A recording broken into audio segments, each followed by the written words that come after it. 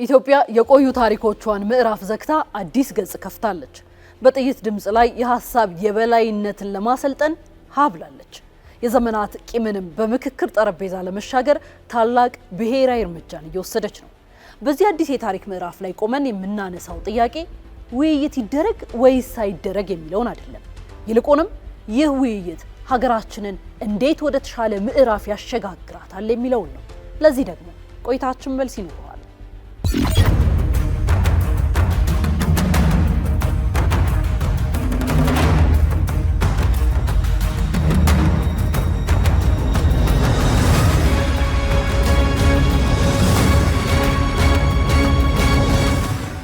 የኢትዮጵያ ሀገራዊ ምክክር ኮሚሽን የዘመናት የፖለቲካና የማህበራዊ ስብራቶችን ጠግኖ በጠንካራ መሰረት ላይ የቆመች አዲስ ኢትዮጵያን ለመገንባት የተቋቋመ ገለልተኛ ሀገራዊ ተቋም ነው። ይህ ሂደት የፖለቲካ ሊቃን ብቻ በዝግ በር የሚደራደሩበት መድረክ አይደለም።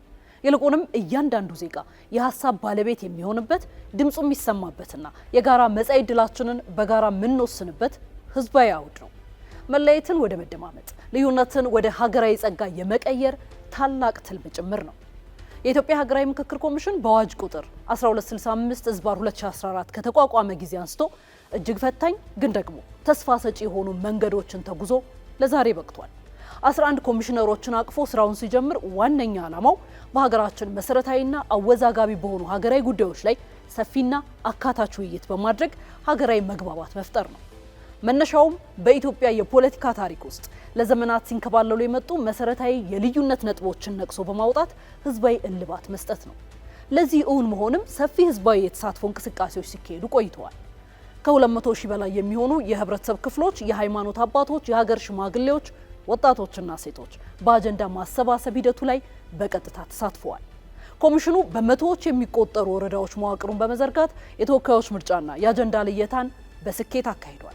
በርካታ የፖለቲካ ፓርቲዎች፣ የሲቪክ ማህበራትና የሙያ ማህበራት በምክክር ሂደቱ የነቃ ተሳትፎ በማድረግ የየራሳቸውን ድርሻ ለመወጣት በጥምረትና በተናጥል እየሰሩ ይገኛሉ። ነገሩን ጠለቅ ብለን ስንመረምረው እዚህ ላይ ማስተዋል የሚገባን አንድ አንኳር ጉዳይ እናገኛለን።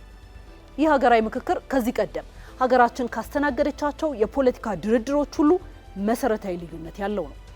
የመጀመሪያው አሳታፊነቱ ነው። ከታች ወደ ላይ ወይም ቦተም አፕ መሆኑ ነው።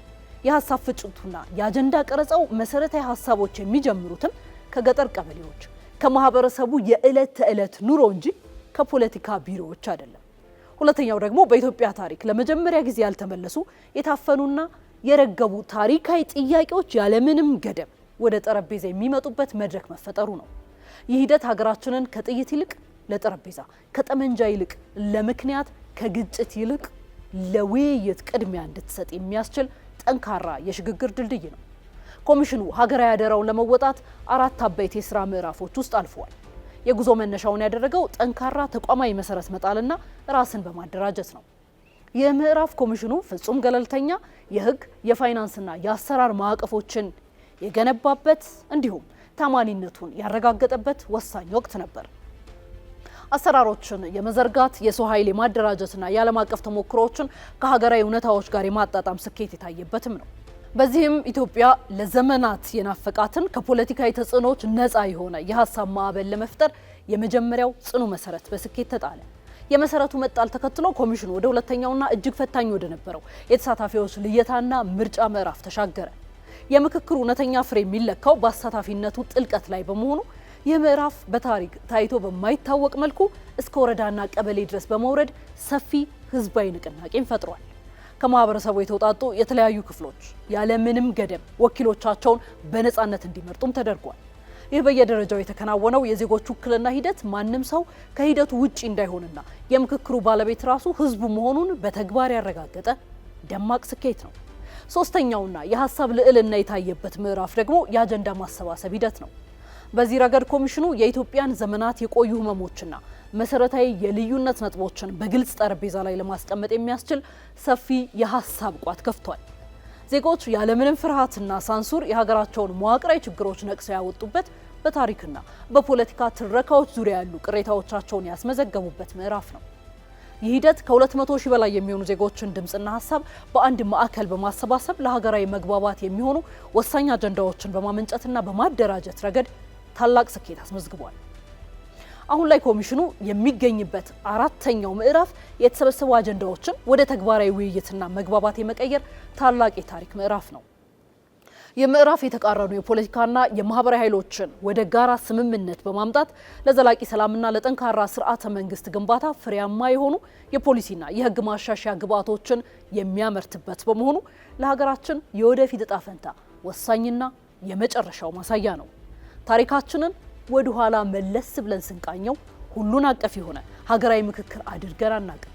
በሀገር ደረጃ ይቅርና ከሰፈር ያልወጡ ትናንሽ አለመግባባቶችን እንኳን በአግባቡ ተመካክረንና ተወያይተን አሸንፈን አናውቅም። ልዩነቶችን በኃይልና በጉልበት ለመፍታት መሞከር አስከፊ አዙሪት እንጂ ዘላቂ መፍትሄ እንዳላመጣልን ያለፈው ታሪካችን ሕያው ምስክር ነው። ዛሬ ግን ከዚህ የጥፋት አዙሪት ለመውጣት የሚያስችል የነፍስ አድን ገመድ ተዘርግቶልናል። ይህ ሀገር አቀፍ ምክክር የመጀመሪያውና እንደ ሀገር የምንሻገርበት አዲስ ልምምዳችን ነው። ሀገራችን ካለችበት ውስብስብና ፈታኝ ችግር ለመውጣት ይህ የምክክር መድረክ በአንድ ጀንበር የሚፈጠር የመጨረሻው ተአምር ባይሆንም ጨለማን የሚገፍ ትልቁና አሳማኙ የተስፋ ጭላንጭላችን መሆኑን ግን በግልጽ እያየን ነው። የዚህ ሀገራዊ ምክክር ስኬት የኮሚሽኑ አባላት ወይም የመንግስት ኃላፊነት ብቻ አይደለም። የእያንዳንዱ ኢትዮጵያዊ ታሪካዊና የጋራ ኃላፊነት ነው። ቁርሾን፣ ቂምና ጥላቻን ወደ ጎን ትተን በጋራ ለምንገነባት ጠንካራ ኢትዮጵያ ዛሬ በሚያለያዩን ሀሳቦች ላይ በሰከነ መንፈስ መነጋገርና መደማመጥ የግድ ይለናል። በዚህም እንደ ሀገር አዲስ ታሪክ እንጽፋለን። አዎ ኢትዮጵያ በንግግርና በምክክር አዲስ ታሪክ ትጽፋለች፣ ደማቅ ታሪክንም ትሰራለች። ሀሳብን በሀሳብ ማሸነፍ የሚቻልባት እንዲሁም ልዩነትን እንደ ውበት ደምቆ የሚከበርባት ኢትዮጵያን እውን ለማድረግ የምክክር መድረኩን በንቃት መደገፍና የሀሳብ አጋር መሆን የዘመኑ ትውልዳዊና ታሪካዊ ጥሪ ነው።